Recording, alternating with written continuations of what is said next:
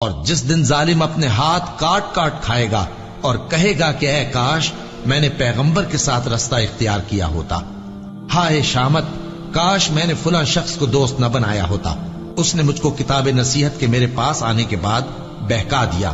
اور شیطان انسان کو وقت پر دغا دینے والا ہے۔ یوں نہیں، جب زمین کوٹ کوٹ کر برابر کر دی جائے گی اور تمہارا پروردگار جلوہ فرما ہوگا اور فرشتے قطار در قطار آ جائیں گے اور دوزخ اس دن سامنے لائی جائے گی، تو انسان اس دن سوچے گا، مگر اب سوچنے سے اسے فائدہ کہاں مل سکے گا؟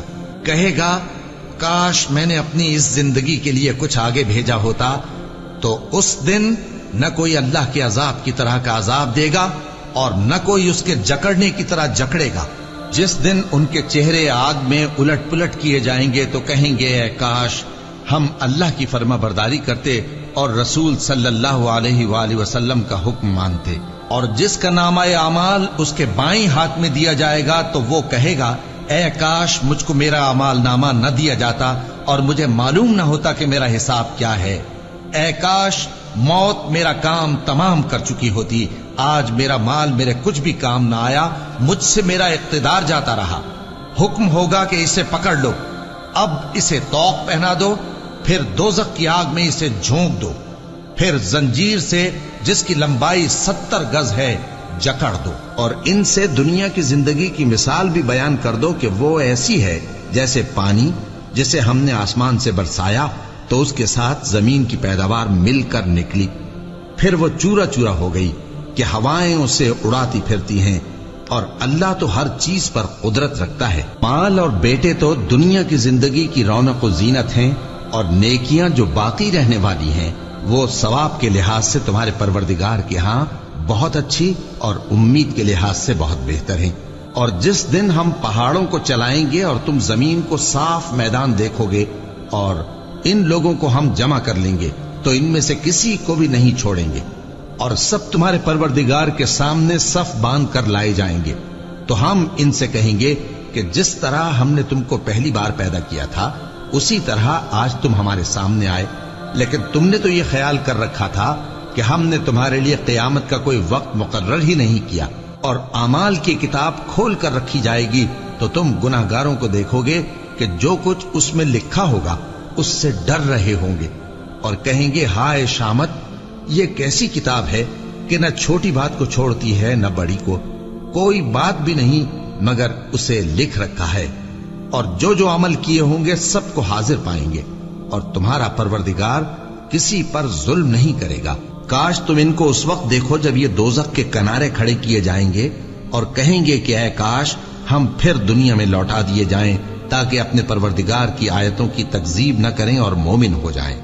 ہاں یہ جو کچھ پہلے چھپایا کرتے تھے آج ان پر ظاہر ہو گیا ہے، اور اگر یہ دنیا میں لوٹائے بھی جائیں تو جن کاموں سے ان کو منع کیا گیا تھا وہی پھر کرنے لگے۔ کچھ شک نہیں کہ یہ جھوٹے ہیں اور کہتے ہیں کہ ہماری جو دنیا کی زندگی ہے بس یہی زندگی ہے اور ہم مرنے کے بعد پھر زندہ نہیں کیے جائیں گے۔ اور کاش تم ان کو اس وقت دیکھو جب یہ اپنے پروردگار کے سامنے کھڑے کیے جائیں گے، وہ فرمائے گا کیا یہ دوبارہ زندہ ہونا برحق نہیں؟ تو کہیں گے کیوں نہیں، ہمارے پروردگار کی قسم بالکل برحق ہے۔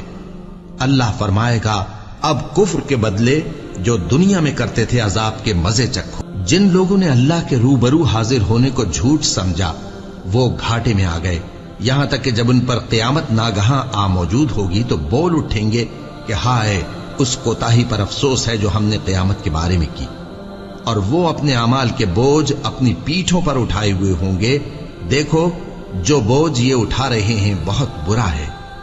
اور دنیا کی زندگی تو ایک کھیل اور مشغلہ ہے، اور بہت اچھا گھر تو آخرت کا گھر ہے، یعنی ان کے لیے جو اللہ سے ڈرتے ہیں۔ کیا تم سمجھتے نہیں؟ یہ لوگ اسی طرح غفلت میں رہیں گے یہاں تک کہ جب ان میں سے کسی کے پاس موت آ جائے گی تو کہے گا کہ اے پروردگار مجھے پھر دنیا میں واپس بھیج دے تاکہ میں اس میں جسے چھوڑ آیا ہوں نیک کام کیا کروں۔ ہرگز نہیں، یہ ایک ایسی بات ہے کہ وہ اسے زبان سے کہہ رہا ہوگا اور اس کے ساتھ عمل نہیں ہوگا، اور ان کے پیچھے برزخ ہے جہاں وہ اس دن تک کہ دوبارہ اٹھائے جائیں گے رہیں گے۔ پھر جب سور پھونکا جائے گا تو نہ تو ان میں قرابتیں رہیں گی اور نہ ایک دوسرے کو پوچھیں گے۔ تو جن کے اعمال کے بوجھ بھاری ہوں گے تو وہی کامیاب ہیں، اور جن کے بوجھ ہلکے ہوں گے وہ لوگ ہیں جنہوں نے اپنے آپ کو خسارے میں ڈالا، ہمیشہ دوزخ میں رہیں گے۔ آگ ان کے چہروں کو جھلس دے گی اور وہ اس میں بد شکل ہو رہے ہوں گے۔ کیا تم کو میری آیتیں پڑھ کر نہیں سنائی جاتی تھیں؟ پھر تم تو ان کو جھٹلائے ہی جاتے تھے۔ وہ کہیں گے اے ہمارے پروردگار، ہم پر ہماری کمبختی غالب آ گئی اور ہم رستے سے بھٹک گئے۔ اے پروردگار، ہم کو اس میں سے نکال دے، اگر ہم پھر ایسے کام کریں تو ظالم ہوں گے۔ فرمائے گا کہ اسی میں ذلت کے ساتھ پڑے رہو اور مجھ سے بات نہ کرو۔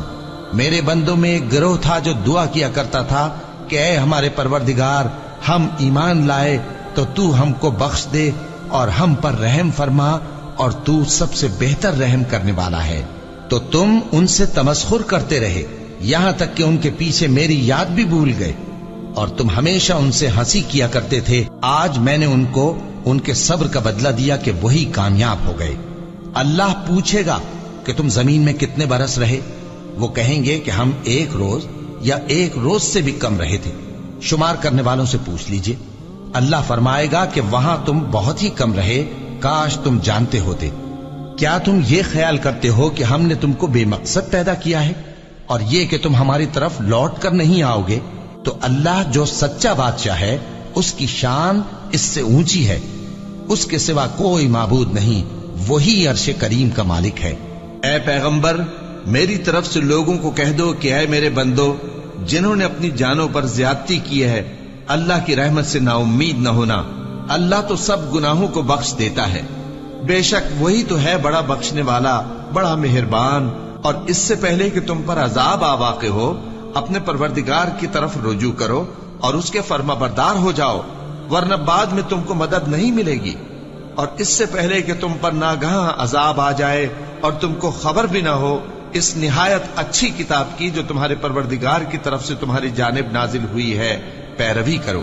ایسا نہ ہو کہ اس وقت کوئی شخص کہنے لگے کہ ہائے اس کوتاہی پر افسوس ہے جو میں نے اللہ کا حق ماننے میں کی، اور میں تو ہنسی ہی کرتا رہا، یا یہ کہنے لگے کہ اگر اللہ مجھ کو ہدایت دیتا تو میں بھی پرہیزگاروں میں ہوتا، یا جب عذاب دیکھ لے تو کہنے لگے کہ اگر مجھے پھر ایک دفعہ دنیا میں جانا ہو تو میں نیکوکاروں میں ہو جاؤں۔ ارشاد ہوگا کیوں نہیں، میری آیتیں تیرے پاس پہنچ گئی تھی مگر تو نے ان کو جھٹلایا اور شیخی میں آ گیا اور تو کافر بن گیا۔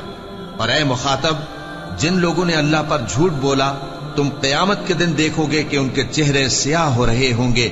کیا تکبر کرنے والوں کا ٹھکانہ دوزخ میں نہیں ہے؟ اور جو پرہیزگار ہیں ان کی کامیابی کے سبب اللہ ان کو نجات دے گا، نہ تو ان کو کوئی تکلیف پہنچے گی اور نہ وہ غمناک ہوں گے۔ اللہ ہی ہر چیز کا پیدا کرنے والا ہے اور وہی ہر چیز کا نگراں ہے۔ اسی کے پاس آسمانوں اور زمین کی کنجیاں ہیں، اور جنہوں نے اللہ کی آیتوں سے کفر کیا وہی نقصان اٹھانے والے ہیں۔